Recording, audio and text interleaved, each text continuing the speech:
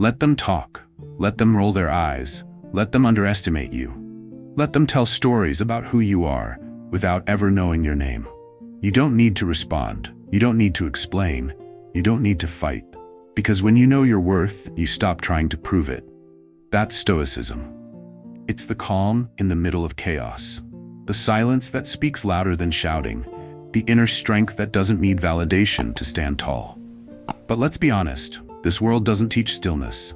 It teaches reaction. It teaches pride. It tells you to fight for your name, your place, your dignity.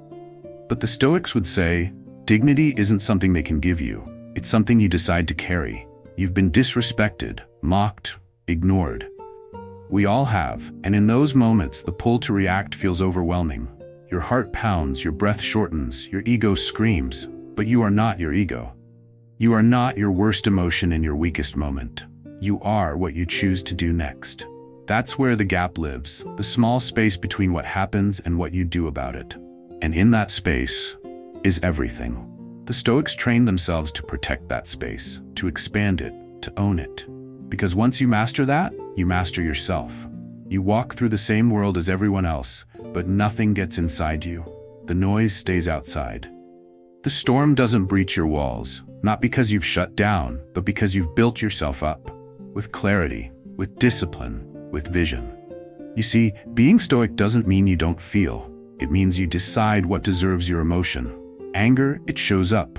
Of course it does. But instead of letting it drive you, you sit with it. You look it in the eye and ask, what are you here to teach me? That's the shift. You go from being a slave to your reactions, to becoming the master of them. It doesn't happen overnight. It happens in the small moments, those everyday tests life throws at you. Someone cuts you off in traffic, someone gossips behind your back, a plan falls through, a deal fails, a friend disappoints, and you want to snap. You want to yell, you want to get even, but instead, you breathe. You remember, this moment is a mirror. It's showing you where you still need work, where you still need strength. So you choose restraint. Not to look good, not to pretend, but because peace is worth more than pride. The Stoics journaled every day. They didn't write to impress, they wrote to reflect. What did I do well today? Where did I slip? What emotion ruled me, and why? This isn't weakness. This is the blueprint of greatness. The world is full of loud voices chasing attention, respect, revenge. But the Stoic chases none of that. They chase clarity. Because once you're clear, everything else becomes noise. What someone thinks of you, noise. What they say behind your back, noise. What didn't go your way today, more noise. But underneath that, stillness, strength. A calm so deep it scares the ones who can't find their own. That's what you're building. And it doesn't come from avoiding pain, it comes from facing it and choosing to grow. You are not your anger. You are not your past. You are not your mistakes. You are your discipline, your choices, your commitment to a higher standard. So ask yourself right now, what's disturbing your peace? And then ask, is it worth it?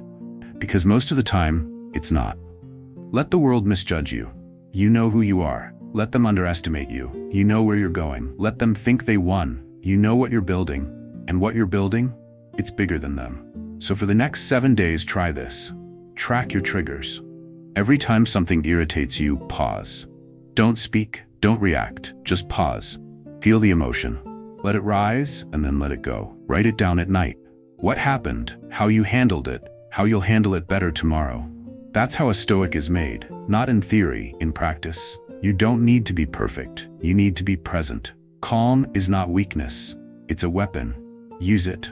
And if this message resonates, don't just watch it, live it.